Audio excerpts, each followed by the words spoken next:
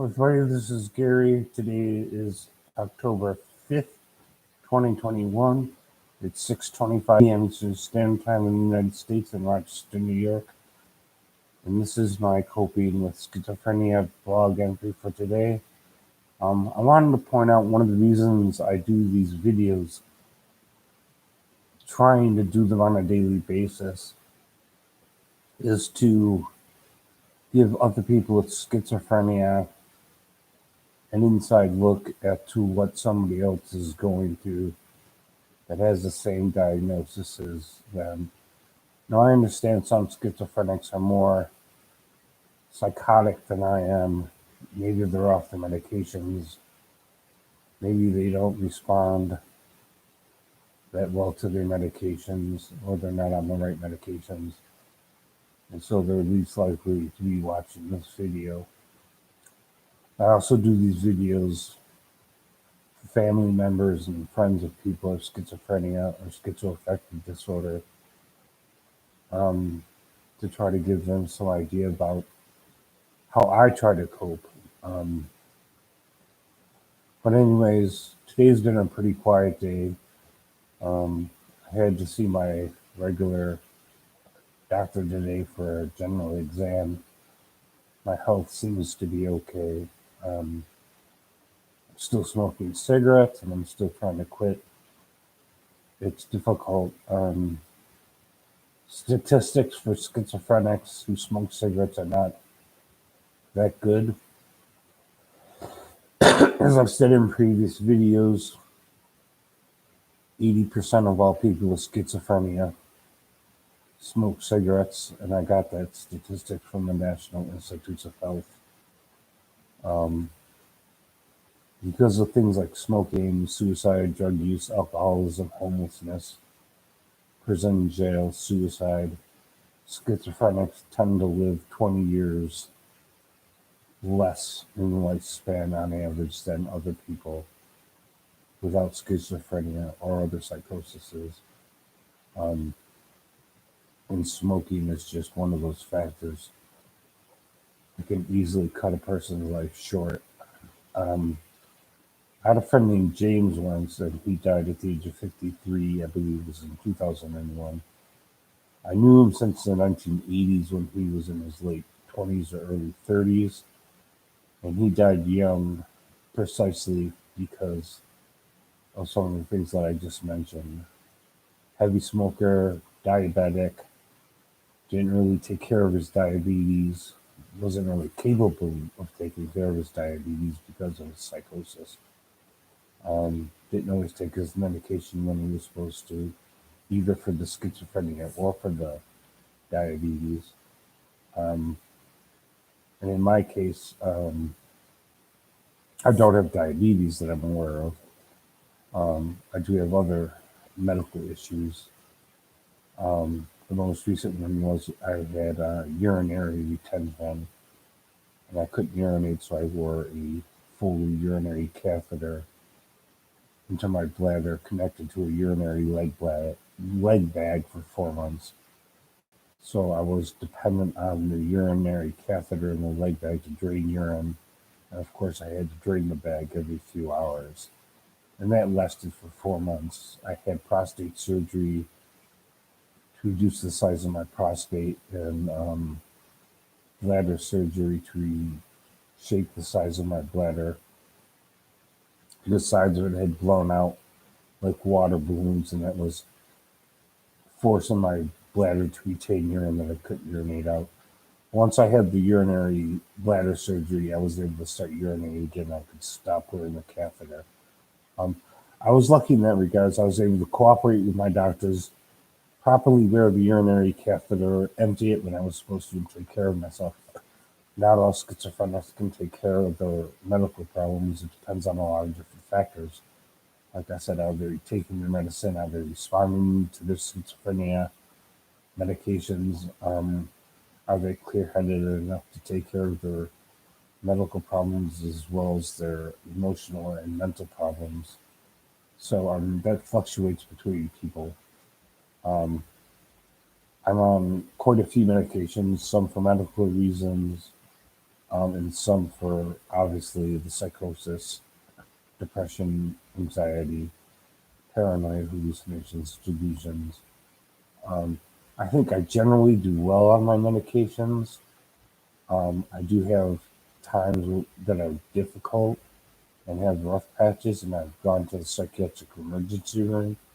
And in some cases, I was actually hospitalized dozens of times in the last, I don't know, 40 years. I'm going to be 56 in 2 weeks. Ever since I was 16, I've been in and out of mental hospitals. But generally, when I went to the mental hospital, it was my own volition, my own, I don't know the word I'm looking for, my own idea to go to the emergency room and get evaluated. I've never gone to the psychiatric emergency room or the psychiatric hospital to be evaluated against my will. It was always my idea to go. So I guess I'm lucky in that sense that I was able to evaluate, was I suicidal enough where I needed to talk to somebody? Was I potentially violent enough to be able to need to talk to somebody? And I think I've generally been lucky in that area. I've been able to evaluate my own behavior or the potential dangerousness of my behavior and go to the hospital when I needed to be evaluated. That's unfortunately not true for all people with schizophrenia or schizoaffective disorder. Um, some people are sicker than others. Some people respond to medications better than others. I have to say, when I was in the state hospital when I was 18, the medication they put me on was Thorazine. It was the first time that I had ever taken any antipsychotic medication before. And in 1985, 1986 is what we're talking about. There weren't a whole lot of new antipsychotic medications available.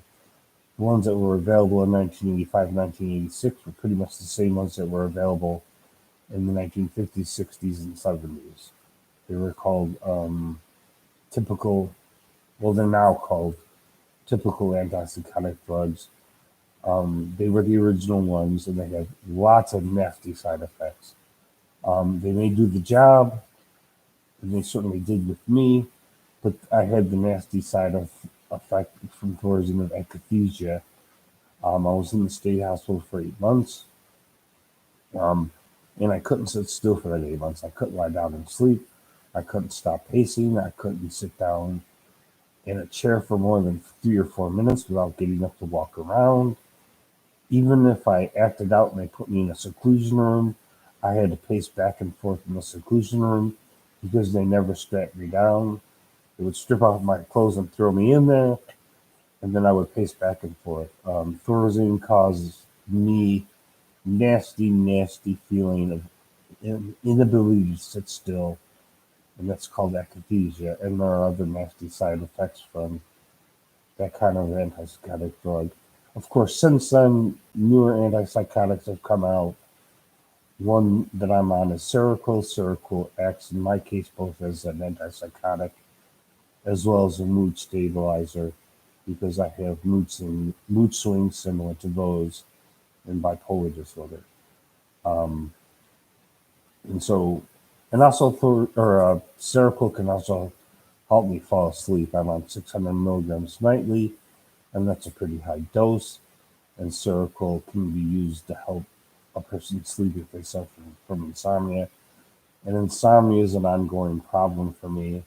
Some nights I sleep well, sometimes I sleep through half the night, sometimes I don't fall asleep at all.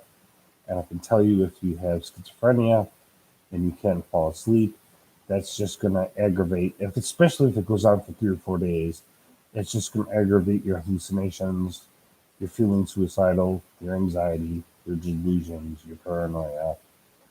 It's just going to aggravate everything. Even a healthy person who doesn't have a mental illness, if they go too long without sleeping, they will begin to hallucinate over time and they can mentally break down. I mean, if there's a severe cause of insomnia in a person like that, they may have a psychotic break even if they're not generally mentally ill. So sleep is important for somebody who has schizophrenia. It's extremely important.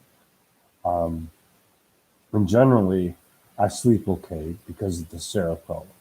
But my point was, there are a lot of new medications available since the 1980s, and there's new medications come out all the time. Um, there is one drug called Clozaril, which is often used. It's a newer antipsychotic, at least compared to Thorazine. Um, it's actually been out a while. Um, Clozaril can often treat psychosis when a person doesn't respond to any other antipsychotic medication, whether it's a new one or an older one like Thorazine. Um, Problem with Clozaril, though, is it can be very dangerous. It can cause an increase in white blood cell counts, which can be fatal. So Clozaril has to be monitored very closely. Um, you have to have regular blood tests. You have to make sure you take it exactly as prescribed. And you have to be very, very attentive to possible side effects. Um, it's usually used as the last resort when the antipsychotics don't work. I did try Clozaril for about a month, and one of the side effects it had with me was it produced a lot of saliva in my mouth. And when I tried to get to sleep, the saliva would actually collect in my throat, and I would start choking and I couldn't breathe. And this would happen 8, 9, 10 times a night. I couldn't fall asleep. I was literally choking. I literally couldn't breathe. And so I stopped taking the Clozaril. It was just too much to deal with. The side effects were just too intense. And I just didn't want to risk my life continuing to take it. Not just because of the choking, but because of the possible side effects of high white blood cell counts and other dangerous side effects. Clozaril is usually only used as a last resort when a schizophrenic or anybody with any other psychosis doesn't respond to other medications. They just seem to be intransient and they just can't get a handle on their symptoms. Clozaril might be used with close supervision of a doctor and medical tests and lab tests as a last resort. Um, I think I'm doing fine on Seroquel for the most part. I'm lucid most of the time, even when I'm paranoid and hallucinating. I'm usually aware of most of what reality is. I'm able to think through my paranoia. I'm able to think through my hallucinations. They're there, they're present, but they don't dominate everything that I do or say. For the most part, there are exceptions. There have been exceptions. Um, so that's the reason I do these videos, to try to get out information as much as possible to people who might be schizophrenic, be friends with somebody with schizophrenia, family members who have people in their family that have schizophrenia. Um, One of the other issues I wanted to bring up is when and how does schizophrenia start? Well, first of all, I don't think anybody knows the cause of schizophrenia, so I'm not really going to touch on that, except to say that it seems to run in general in families. But beyond that, I don't know what the science says. I haven't really studied it. But schizophrenia does seem to start in early to late teens, and then it progressively gets worse. At first, it may not appear to be a full blown psychotic episode. It might come on gradually. A person's personality might start slowly deteriorating around, say, the age of 15 or 16. It might be misdiagnosed, as it was in my case, as depression or severe anxiety. And then the hallucinations begin, the delusions begin, the bizarre behavior begins. And that sort of happened with me. By the time I was 18, 19, 20 years old, when I went into the state hospital, my symptoms progressively got worse. They started, in my case, actually, my depression started when I was 8 or 9. But the psychosis started around 15, 16, and my behavior just became more and more bizarre. Um, Although I don't think I hurt anyone, my behavior was still bizarre, and my hallucinations and my delusions became more bizarre. My paranoia really started kicking in. Um, and so I went into the state hospital for two reasons. Number one, I needed to be in the hospital because of my symptoms. And the other was I was 18 and I had to leave my father's house to apply for Social Security and Medicaid at the time. If I was going to treat my mental illness, my father's health insurance had virtually no coverage for mental health, and I needed to get on a different insurance plan to deal with that. Um, so, mental illness, schizophrenia, usually starts in teen years, it gets progressively worse. It doesn't necessarily start with a sudden psychotic break from reality where the person suddenly begins hallucinating. They become delusional and violent and suicidal and anxious and erratic all at the same time. It can happen that way, I suppose, but it usually doesn't. It usually comes on gradually. Um, the phase I believe is called the prodrome phase, where schizophrenia starts gradually, slowly, insidiously.